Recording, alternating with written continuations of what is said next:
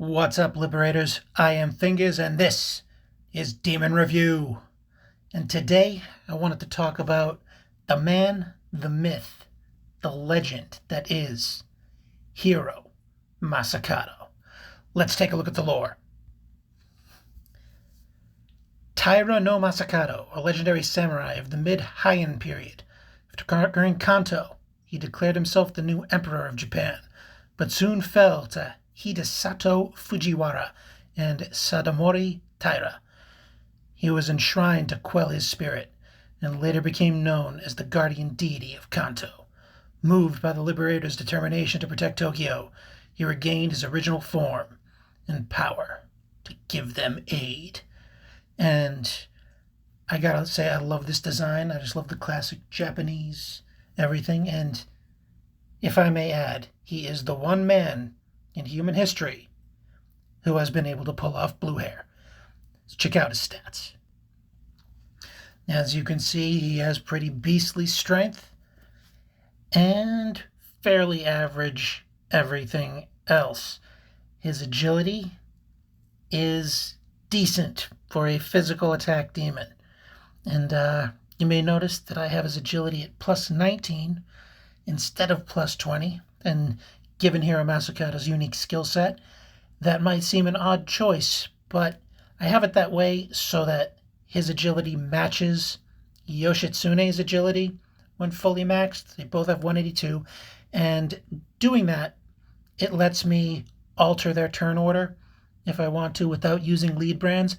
Fun fact about this game, if your two demons have the same agility, whichever demon you put first in the turn order will act first. The party setup is like a diamond.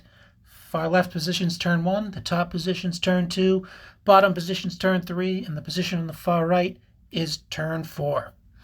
Oh, let's take a look at his skills. Oh, and another fun fact, something I learned the hard way in Legend Tier PvP. If you have the same agility, if you have the same battle speed as your opponents, they go first. You have been warned. Now, Hero Masakado has an absolutely godly set of skills. Either one of his unique skills would make him a monster on its own, but he has two. Number 1, Guardian of the East. Adds physical pierce, activates the following chain effect when attacking first. Receive 1 additional press turn icon, which is insane.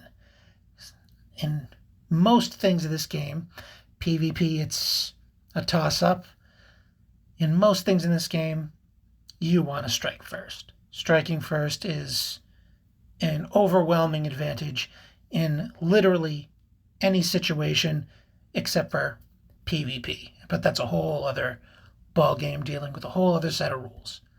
His second skill, Kuyo Flash, inflicts almighty magic damage, power of 80, which is not great on all enemies, but this isn't about the damage. But that damage does add up, especially if you run him in PvP, which many people do.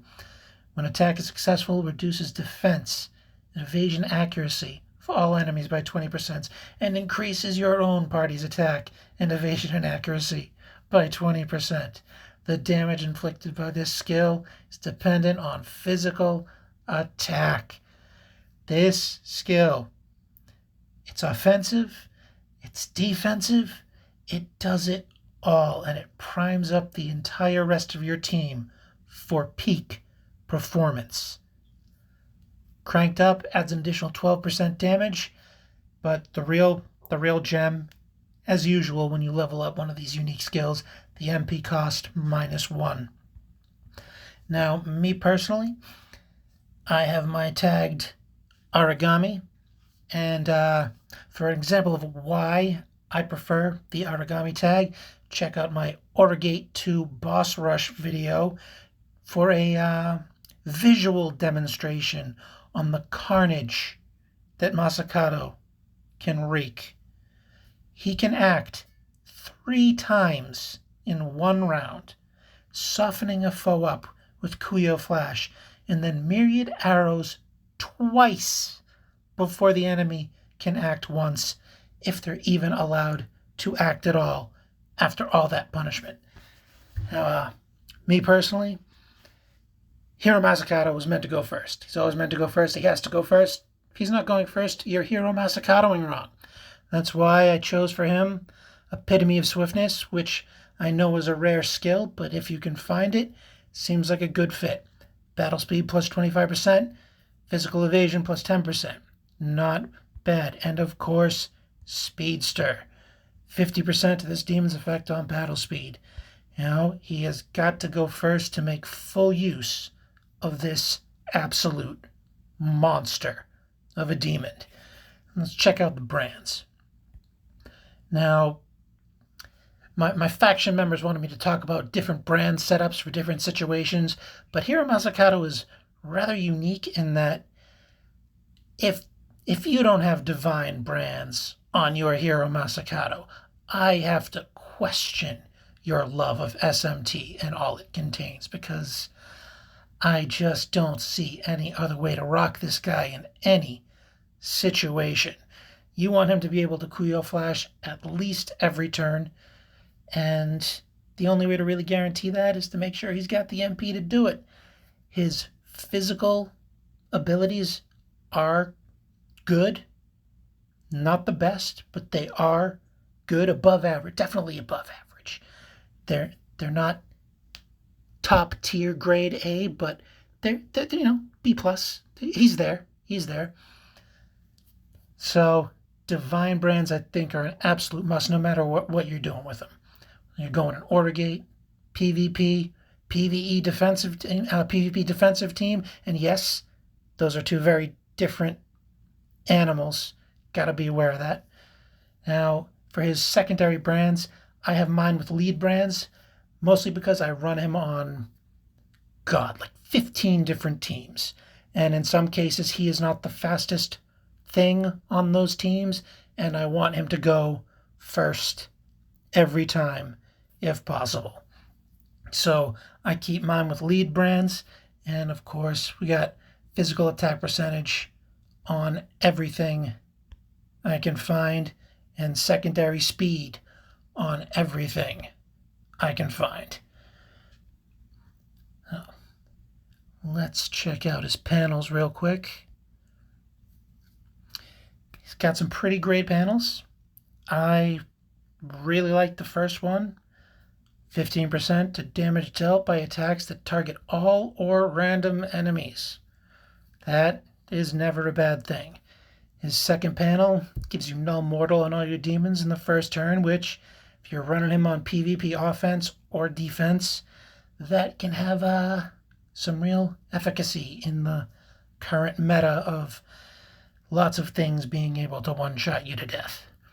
And his third panel produces his skills by 1 MP, which I didn't think too much of at first until I was brutalized by a couple of Speedster, Hero Masakado, Alt Shiva, Asura Lord, Kartikeya teams, that some of them can be truly, truly brutal. And even if your Alt Alice is sucking the 1 MP out of this bastard, he still gets to Kuyu Flash you.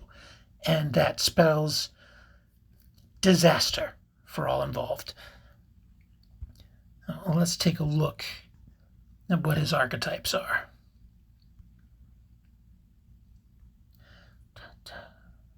There you are. Now, I have mine set to Aragami, the red archetype, for myriad arrows, which I personally love. I really do. Fizz damage 2 to 5 times on random enemies. And while random attacks can frustrate you at times, if this thing hits all 5, technically it hits harder than Hasutobi. So there's something there. Plus, having him with a physical skill of some kind, it seems a waste to have physical pierce and not have at least one physical skill to use with that. So when I first got him, I made the jump right to Aragami for that reason alone. his protector archetype, the yellow archetype, is Defensive Cry, which I love. I really do.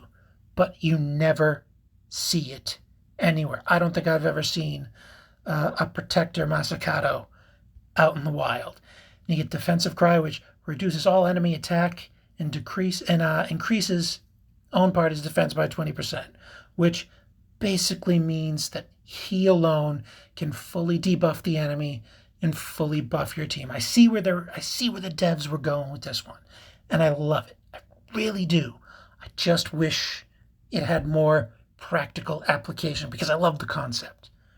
It's so good, but you never see it. I defy you to find a Protector Masakado out there somewhere. Check your friends list. It's not there, and that's a shame. And the Psychic archetype, which gives you Enduring Soul, which I see a lot of. And if you're running Hero Masakado on your PvP defensive team, there is a very strong case for this one, because the AI that runs on your PvP defensive teams is a lot different than even the auto battle that you run normally. And of course, it's different from what you would actually input running manually. So limiting what your Hero Masakado can do in defensive mode is smart. You only want him Kuyo flashing or attacking, because he's got the physical pierce, he's going to attack through anyway. So you won't be wasting anything, but you will always ensure that if he's got the MP, he's using Kuyo Flash, which is God tier. Just breaks the bank. So this is a very, very strong option, though I see it best served on the PvP defensive team aspect. And of course, Enduring Soul, an extra shot to live once your HP falls to 0, gives you an additional 200 HP. But me personally, I don't like demons with the Enduring Soul as one of their archetype picks, because it is such an easy transfer. I mean, if I wanted to give my Hero Masakado Enduring Soul, I could slap it on there fairly easily. So unless you really need 2 transfer skills on there, and you don't need any other archetype skill, then you put the Enduring Soul in the archetype skill and not in the transfer. But it's such an easy and cheap transfer these days that I struggle justifying having it in that slot. And finally, the Elemental archetype, Drain Light, which he already nulls light. I can only see this being valuable if you are building him to run specifically with Rama, whose skill basically nullifies pierce attacks if the demon can drain the skill they're piercing. And I've seen it used. I've seen it out there in the wild.